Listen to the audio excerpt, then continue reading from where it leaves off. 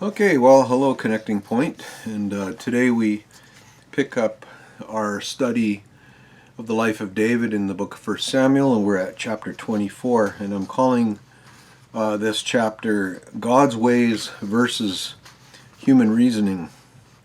But I want to begin with the table talk, and the question is this: can you give an example of a kingdom principle that is or seems contrary to rational human reasoning?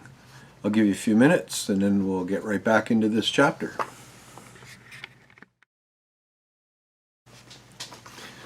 Okay, I hope that kind of got your creative juices going. Let's begin at verse 1, 1 Samuel 24. After Saul returned from pursuing the Philistines, he was told, "David is in the desert of En-Gedi." So Saul took 3,000 able young men from all Israel and set out to look for David and his men near the crags of the wild goats. He came to the sheep pens along the way. A cave was there, and Saul went in to relieve himself. David and his men were far back in the cave. The men said, "This is the day the Lord spoke of, when he said to you, 'I will give your enemy into your hands for you to deal with as you wish.'" Then David crept up unnoticed and cut off a corner of Saul's robe. Afterward, David was conscience-stricken for having cut off a corner of his robe, and he said to his men, "The Lord forbid that I should do such a thing to my master, the Lord's anointed, or lay my hand on him, for he is the anointed of the Lord." With these words David sharply rebuked his men and did not allow them to attack Saul. And Saul left the cave and went his way. So in David's last encounter with King Saul, which Tyler covered last week in chapter 23, David was the one who was in a vulnerable position, and in the end was delivered by the Lord. Remember, Saul got called away to battle the Philistines again. Well, this time, after Saul has returned with 3,000 men going after David, remember David has 600 men, so 5-to-1 odds. But this time, the tables are turned. And because of the circumstances, David is in a place of power and Saul is vulnerable. And David has the opportunity to kill Saul and hasten the day when he would take over as king. And it all seems to make sense, except that there are other principles that come into play. And to kind of set the context for these principles, I want to remind us of a few verses from the book of Numbers. The first contextual theme from the book of Numbers is to do with the cloak or the robe and its compliance with the law. In Numbers 15, chapter 15, verse 37 to 41, it reads like this: "The Lord said to Moses, 'Speak to the Israelites and say to them, throughout the generations to come, you are to make tassels on the corners of your garments with a blue cord on each tassel. You will have these tassels to look at, and so you will remember all the commands of the Lord, that you may obey them, and not prostitute yourselves by chasing after the lusts of your own hearts and eyes. Then you will remember to obey all my commands, and you will be consecrated to your God. I am the Lord your God, who brought you out of Egypt to be your God. I am the Lord your God." And then in Deuteronomy, he repeats that in chapter 22, "Make tassels on the four corners of the cloak you wear." So there's the first issue, first contextual theme is to do with Saul's cloak and the cloak's compliance with the law. And we'll come back to that. Then there's also the danger of rebelling against God's anointed leader, which also is in Numbers chapter 12, and then in 16 we have two examples. The first in chapter 12 is of Miriam and Aaron who rebel against Moses, and then God punishes them. And you can read about that in Numbers 12, and also Numbers 16, which is an even more dramatic story of another rebellion against Moses involving 250 men and their families, led by a fellow named Korah, the son of Izhar. And because of the rebellion, these families were swallowed up when God opened up the earth. And this was punishment for their opposition to God and to Moses, whom God appointed. And the lesson from that, which is very clear in the minds of the Israelites, is the place of the one who God anointed as leaders. So these texts about robes and about anointed leaders, these texts provide the backdrop to David's thinking. So, in a sense, taking advantage of the situation that providentially presented itself may have seemed like the right thing to do. Would it have been right for David to take advantage of that and do away with Saul in those circumstances? Well, for David's men it seemed like a good idea. But for David, there were some greater principles that overruled what may have seemed like a good idea. When David cut Saul's robe, it was symbolic of invalidating Saul's position of king, because Saul's most obvious symbol of his being king was in violation of the Torah or the law. And for this, David felt great remorse, because this was in fact an act of rebellion against the Lord's anointed. So those two examples from Hebrew history had to be playing into David's thinking. So this prevented David from taking advantage of the situation, because there were greater principles at play. And David also prevented his men from attacking Saul, thus keeping them from sin. So from here I want to go to a table talk, and it is this. Have you ever had an occasion that seemed like things were falling into place? It may have even seemed like God's provision, but you knew it just wasn't right. What greater principles of God's kingdom came into play in that situation? I'll give you a few minutes to talk and think about that. Hope that was helpful and that got you thinking. Let's pick it up in verse 8. Then David went out of the cave and called out to Saul, "My lord the king." When Saul looked behind him, David bowed down and prostrated himself with his face to the ground, and he said to Saul, "Why do you listen when men say, 'David is bent on harming you'? This day you have seen with your own eyes how the Lord delivered you into my hands in the cave. Some urged me to kill you, but I spared you.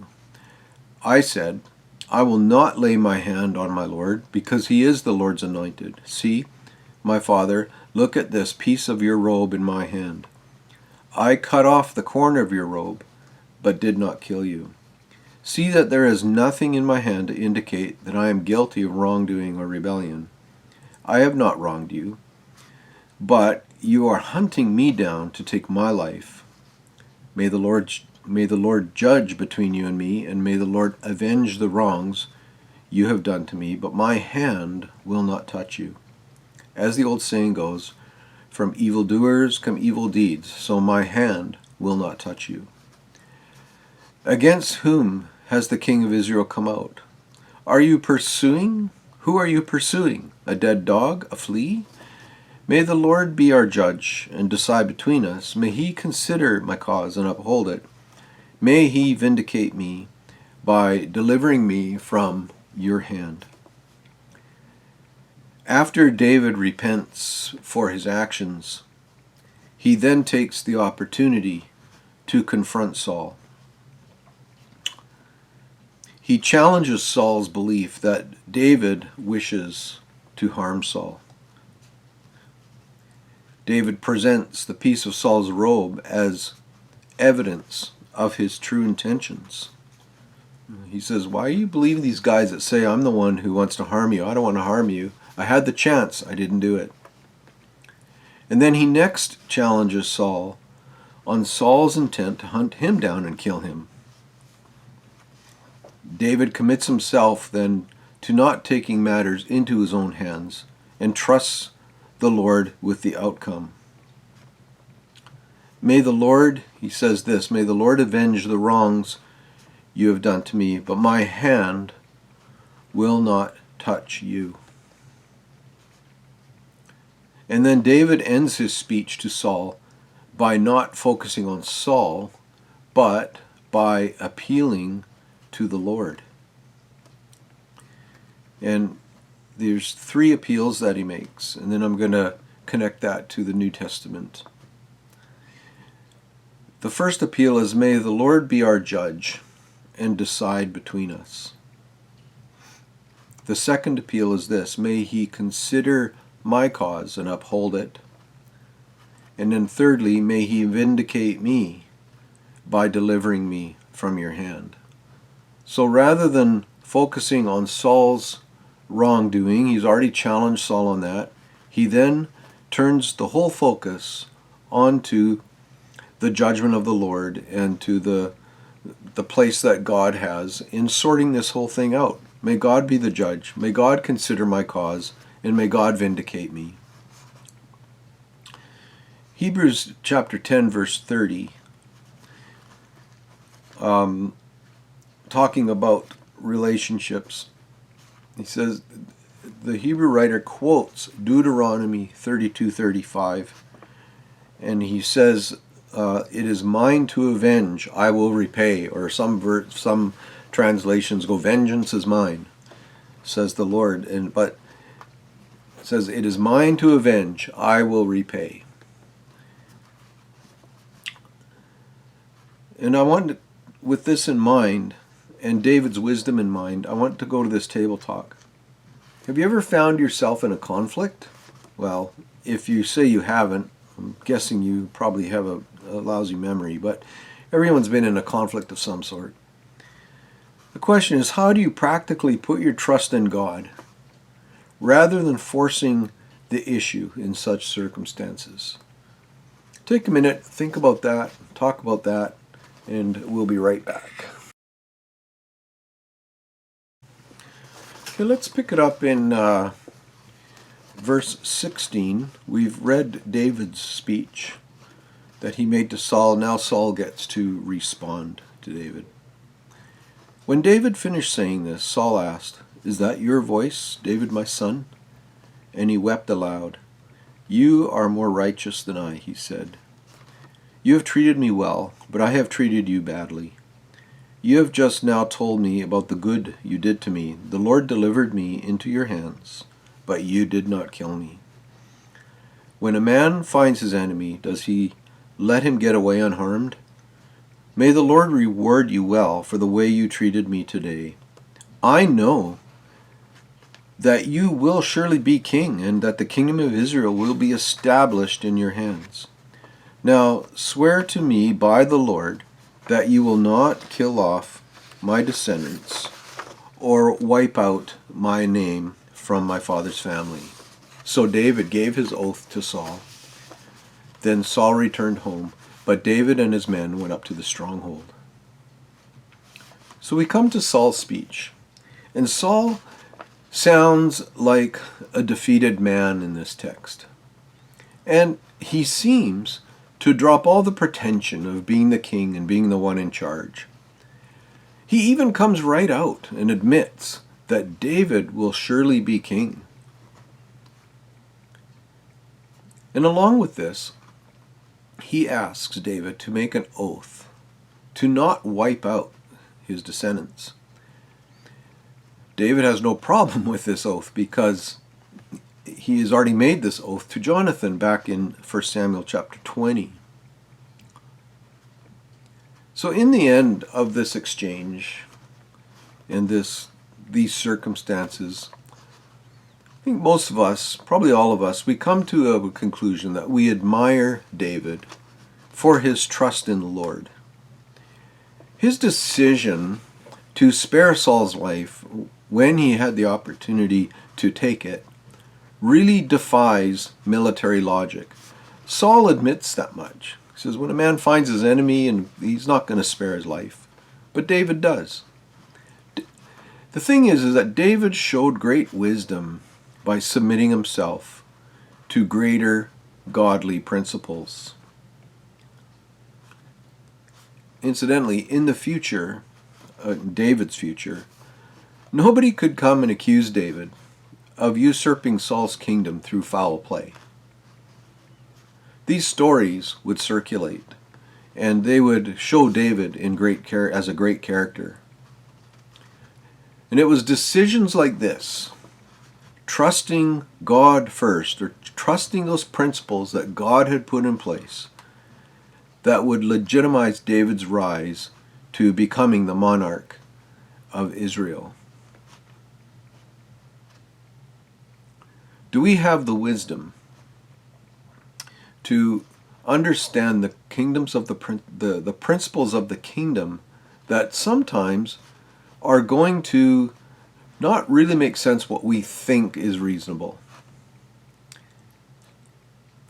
And it's really important that we, as we are being transformed by the renewing of our mind, that we do grow to a place and advance to a place in our relationship and by the power of the Spirit that we really do understand the principles of God's kingdom. And I'm pretty sure some of you have thought about these and talked about them in our first table talk.